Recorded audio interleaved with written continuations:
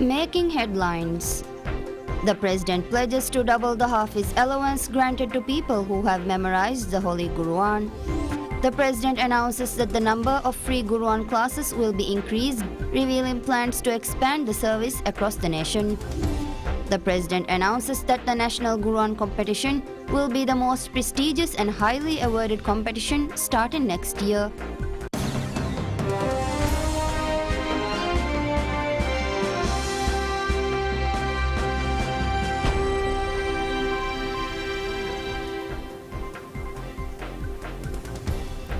Welcome to the English News. I'm your host Malak Ahmad Fayaz. Now for the news in detail.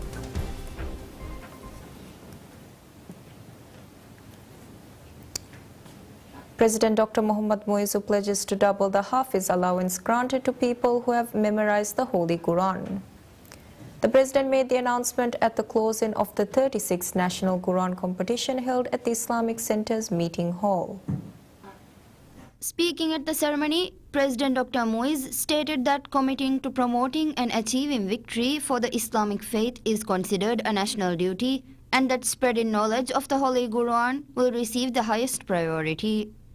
Additionally, the President stated that the administration would prioritize training, encouraging and opening pathways to create more Huffaz. He underlined that his government policy is to increase facilities, providing special incentives to develop more Huffaz and double the current allowance amount. Noting that there used to be only few people who memorized the Holy Quran in the past, President Dr. Moiz highlighted the expedite efforts and measures taken to promote the knowledge and the skills of reciting the Quran, as the number of Huffaz has been increasing over the years. To fund these activities and measures, the administration is developing 2 additional Waqf facilities, Darus Salam and Darul Arqam. Furthermore, President Dr. Moiz underscored the crucial importance of setting up dedicated facilities to educate and promote the knowledge of the Holy Quran. The President also announced that land would be allocated for the reconstruction of the National Center of the Holy Quran in line with the administration's manifesto. The President concluded his address by stressing the audience's need to establish the Holy Quran as the foundation of their lives, adding that the government is interested in working to give the Holy Quran its rightful status in the country. President Dr. Mohammad Moizu announces that the number of free Quran classes will be increased, revealing plans to expand the service across the nation. Although free Quran classes were established in various islands, including Malé City, they were not managed or run sustainably. Addressing this issue, President Dr. Moiz stated that the government will prioritize facilitating the adornment of Islamic culture in the people's lives. The President declared the expansion of the service to include free Quran classes across the country. Speaking at the ceremony, President Dr. Moiz disclosed that Maldivians have developed a sincere relationship with the Quran, and it plays a pivotal role in the daily lives of all individuals. The President also noted the long-lasting traditions of Maldivians of teaching children the Holy Quran as soon as they learn the Arabic letters and pronunciations. Additionally, he underscored the importance of ensuring that our actions align with the Holy Quran, stating that it was the solution for all current disciplinary issues. President Dr. Mohammad Moizu announces that the National Quran competition will be the most prestigious and highly awarded competition starting next year. Speaking at the closing ceremony of the 36th National Quran competition, President Dr. Moiz stated that committing to promoting and achieving victory for the Islamic faith is considered a national duty, and that spreading knowledge of the Holy Quran will receive the highest priority.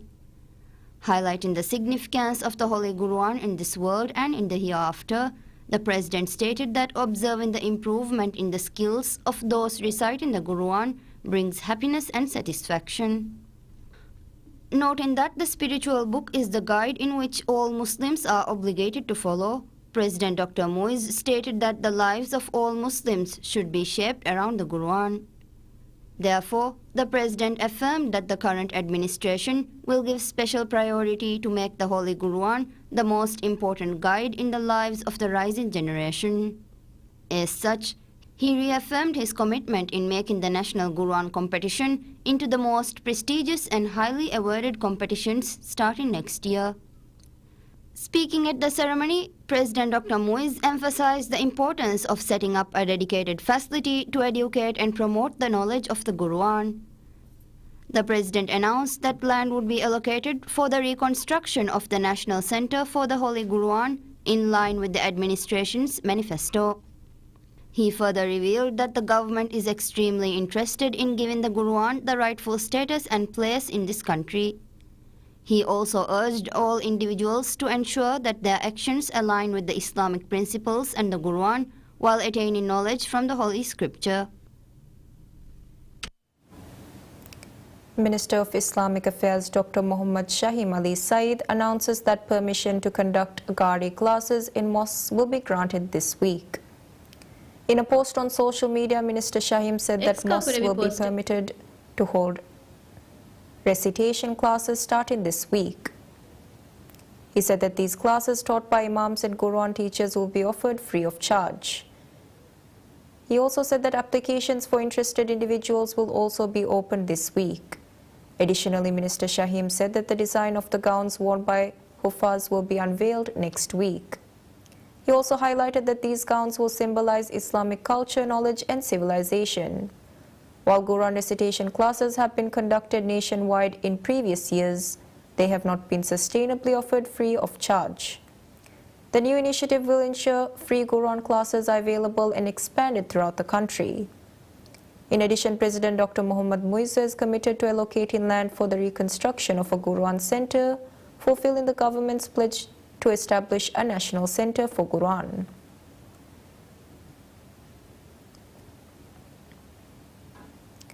Minister of Tourism Ibrahim Faisal announces plans to hand over additional islands to the Maldives Tourism Development Corporation (MTDC) for resort development.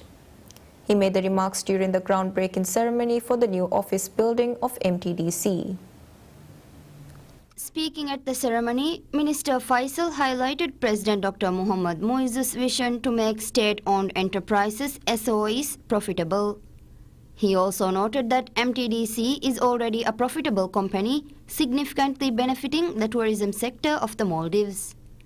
Additionally, Minister Faisal said that the government has already handed over 9 islands to MTDC with plans to acquire more for resort development to further expand the company. He also emphasized that MTDC is developing the entrusted islands under a strong policy framework. Meanwhile, Managing Director of MTDC Ahmad Niaz said that the new office complex is expected to be completed by the end of 2025. He said that the 11-floor complex located in the front of Central Park in Hulmale will feature a convention hall, meeting lounges, and office space for rent, providing additional income opportunities for the company. MTDC was established in 2006 by the government to directly benefit Maldivian citizens. The company had been operating at a loss since 2010. However, recent efforts to strengthen the company have made it profitable again, with ongoing resort developments on the leased islands. Minister of Sports, Fitness and Recreation Abdullah Rafiu states that the commenced sports projects are halted due to insufficient budget. The remarks were made by the minister responding to a query raised in the parliament. Highlighting that there are several stalled projects across the nation, Minister Rafiu stated that the Ministry of Sports, Fitness and Recreation is working to oversee the issues to which caused the delays or halts of the projects. The minister noted that inadequate budgets were the primary reasons why projects were delayed or halted. He stated this would have an impact on the growth of the sports industry, particularly in the islands. Furthermore, the minister observed that there were projects pending for 2 or 3 years, adding that the allocation of budgets from the upcoming budget was imperative for the completion of the projects. Speaking on the issue of insufficient budgets allocated for sports developmental projects, Minister Rafiu said that while the budget allocation continues to decrease, the number of projects remains the same. Highlighting that the budget is inadequate to the launch new projects due to the reduction in funds, the minister requested that at least 2/3 of the funds to be included.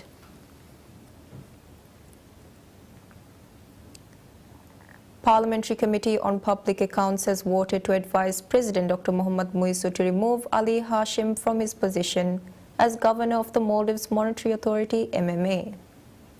The decision was passed by a majority of the committee members who attended the meeting. The recommendation proposed by Deputy Speaker Ahmad Nazim is based on allegations that Hashim has not adequately fulfilled his responsibilities. The Public Accounts Committee gave Governor Hashim 3 chances to appear before the committee to respond to the no-confidence motion against him. However, Hashim declined the request and submitted a written report. In his report, Hashim highlighted the efforts of MMA over the past 2 years to alert the government and stakeholders about the urgent measures needed to safeguard the economy. He emphasized that the current economic challenges and the threat of a crisis stem from the government's disregard for the advice of MMA and a lack of fiscal discipline. He also stressed the need for collective effort to address the crisis. The committee found that Hashim had not been performing his duties effectively as governor, particularly at a time when the government was raising funds from the domestic market and required effective regulation. They also noted that the MMA had not advised the government since November 17, 2023 on the key objectives outlined in the MMA Act. A vote was taken among the members of the committee on giving the governor an additional opportunity to respond in writing. However, the majority of the members voted against giving him any further opportunities. The Parliamentary Committee on State-Owned Enterprises has decided to summon 4 agencies in connection with fraudulent extortion scams. The SOE Committee opened discussions on the report of the 19th Parliament's SOE Committee on the withdrawal of money from the bank accounts of customers of Bank of Maldives, BML, without their knowledge, and identified additional issues related to the bank. The case to identify the progress and challenges faced by the relevant agencies based on the recommendations in the previous committee report was moved to the current SOE Committee by Parliamentarian Muhammad Ibrahim. The committee members expressed interest in questioning BML about the policies of the bank, and Parliamentarian Ahmad Shakir moved to summon BML for further questioning. As such, the members proposed to look into the number of credit card cases and scam cases reported to the bank so far. The members also proposed to bring in other relevant agencies for questioning. Hence, the chairman of the committee, Parliamentarian Ibrahim Shujau, moved to summon officials of the Maldives Monetary Authority MMA, Maldives Police Service, and the Maldives Correctional Service to the committee. Managing Director of Feneka Corporation Limited, Muaz Mohammed, has stated that 60% of the generators in the islands that the company provides services are damaged. He made the statement during a rally of the main ruling People's National Congress (PNC). Speaking at the event, Muaz reiterated the deteriorating situation of Feneka due to the negligence and mismanagement of the former management. He stressed that the islands were not guaranteed 24 hours electricity service and that the majority of the generators used to provide this service were damaged. Additionally, Muaz said that Feneka has now delivered 39 new generator sets for islands as part of their efforts to enhance the services provided by the company. He noted that they paid the suppliers for the new generators and did not add to the already outstanding huge debt of the company. Speaking about the outstanding debt of the company, Muaz disclosed that they have paid back $19.5 million owed to the public workers hired for various jobs. He added that the company is paying back the money owed to the suppliers and vendors. As such, Muaz disclosed that so far 278 vendors have been paid. Furthermore, Muaz explained that ships carrying goods to the islands refuses to carry any goods related to the company as they had no faith in the company to pay the required fees. He stated that the company has been making the outstanding payments and clearing the backlog with monthly payments. The Anti-Corruption Commission ACC has stated that 60 projects handed over to the company during the previous administration was used for personal gain of the management. The Commission is now investigating these cases with concentration on acts of treachery and bribery, abuse of office to gain and provide personal benefits, as well as unjust enrichment using the company projects. Feneka is seen as the company with the most cases of financial mismanagement and corruption during the previous administration. As such, the current management of the company notes that the previous management has implemented free projects for huge banks and companies under the company's social responsibility. It was also noted that the company was handed over projects for low prices by the previous administration and public companies.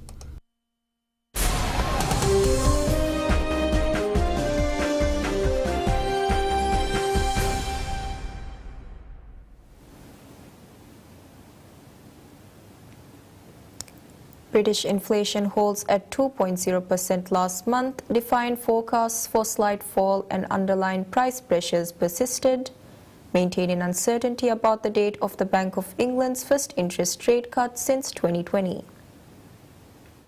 Economists polled by Reuters had mostly expected headline consumer price inflation would ease to 1.9% in the 12 months to June, extending its drop from a peak of 11.1% in October 2022. The Office for National Statistics said that inflation for services was much stronger at 5.7%, unchanged from May. The Reuters poll had pointed to a slightly weaker 5.6% increase. Sterling rose against the dollar immediately after the data was published. The BOE, which has a target of consumer price inflation of 2%, has expressed concern about the strength of services inflation, which largely reflects pressure from wage growth in a labor market short of candidates to fill the jobs. Data is expected to show wages growing slightly less strongly than in data published a month ago, but still rising by almost 6%, roughly double the rate that would be compatible with keeping inflation at 2%. The BOE is due to announce its next decision on interest rates on August 1st, and investors see a roughly 50% chance of a first cut to borrowing costs since 2020. A rate cut next month would give an early boost to new Prime Minister Keir Starmer and his Finance Minister Rachel Reeves, who have said they will speed up the slow-moving British economy after winning power in a landslide election 2 weeks ago. But last week, the BOE's chief economist Hugh Pill said he was focused on persistently strong price pressures and said the timing of the first rate cut was an open question.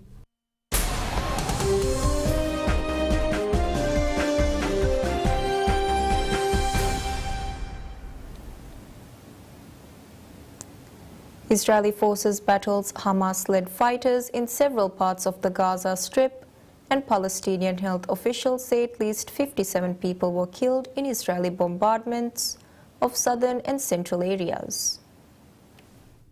The Palestinian Islamist militant group Hamas has accused Israel of stepping up attacks in Gaza to try to derail efforts by Arab mediators and the United States to reach a ceasefire deal.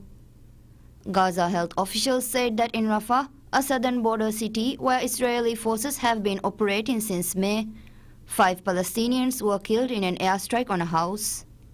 The officials said later on Tuesday, an Israeli airstrike on a car killed at least 17 Palestinians and wounded 26 others in Khan Yunis in southern Gaza. The health ministry said the airstrike hit a near-tented area, housing displaced families in Attar Street in the humanitarian designated area of Al-Mawasi. The Israeli military said the strike targeted a senior militant of the Islamic Jihad group, an ally of Hamas. In the historic Nuseirat camp in central Gaza, at least 4 Palestinians were killed in separate shelling and aerial strikes in central Gaza. An Israeli airstrike also killed 4 in Sheikh Zayed in northern Gaza. Hours later, an Israeli airstrike on the UN-run school that housed displaced families in the Nuseirat camp killed 23 people and wounded many others. The Hamas-run Gaza government media office said among those killed was a local journalist, taking the number of journalists killed in the conflict to 160. Israel vowed to eradicate Hamas after its attack on southern Israeli communities on October 7th.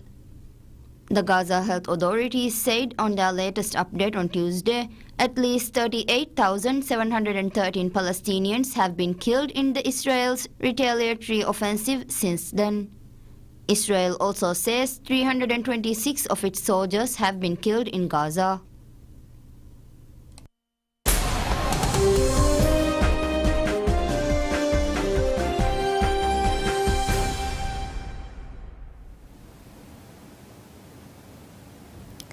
France captain Kylian Mbappe joins the La Liga side as a free agent on a 5-year contract from Paris Saint-Germain. France forward Kylian Mbappe said he was so convinced he would one day play for Real Madrid that he began to take Spanish classes at school. At Bernabeu Stadium packed with fans, Mbappe said that he knew it was his destiny to play for Real Madrid. He surprised journalists by speaking in near flawless Spanish, which he said he had begun learning at school and then continued to practice with Spanish-speaking managers because he knew he would need to speak it one day at his dream club. Real Madrid announced in June that Mbappe was joining the La Liga side as a free agent on a 5-year contract, ending a transfer saga that had rumbled on for several years. The club had courted Mbappe in the past but failed to land the player, who signed a contract extension with PSG in May 2022 when the Spanish club had a bid rejected. The forward won 6 League One titles, 4 French Cups, and became PSG's record goal scorer with 256 goals during 7 years in Paris, but failed to win the Champions League or the Ballon d'Or. Mbappe reached the semi-finals of the European Championship with France after breaking his nose in the first game against Austria. He said he would speak to Real Madrid's medical team and manager Carlos Ancelotti before deciding whether to undergo surgery. Mbappe, 25, joins a Madrid side already boasting stars and led by Ancelotti, the most successful coach in Champions League history with 5 titles.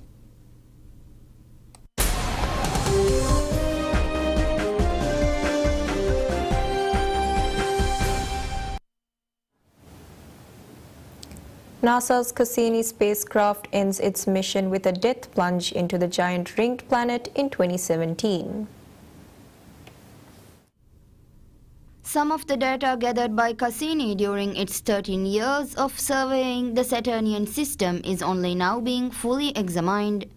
Cassini's radar observations are providing intriguing new details about the seas of liquid hydrocarbons on the surface of Titan, our solar system's second largest moon, and a place of interest in the search for life beyond Earth. Titan, shrouded in a smog-like orange haze, is the only known world other than Earth exhibiting liquid seas on the surface, though they are not composed of water, but rather nitrogen and the organic compounds, methane and ethane, components of natural gas. The study involved 3 sea areas near Titan's North Pole.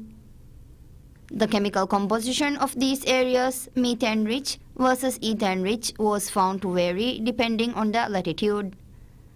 The study also documented the extent and distribution of sea surface ripples, indicating active tidal currents and increased roughness near estuaries, the mouths of rivers. Titan, 3,200 miles, 5,150 kilometers wide, is our solar system's second biggest moon behind Jupiter's Ganymede and is larger than the planet Mercury. Titan and Earth are the only worlds in the solar system where liquids rain down from clouds, flow as rivers into seas and lakes on the surface, and evaporate back up to the sky to begin the hydrological process again. On Earth, water rains down from clouds. On Titan, clouds spew methane, which is a gas on Earth, in liquid form due to the frigid climate. That's all the news we have for today. Thank you all for watching.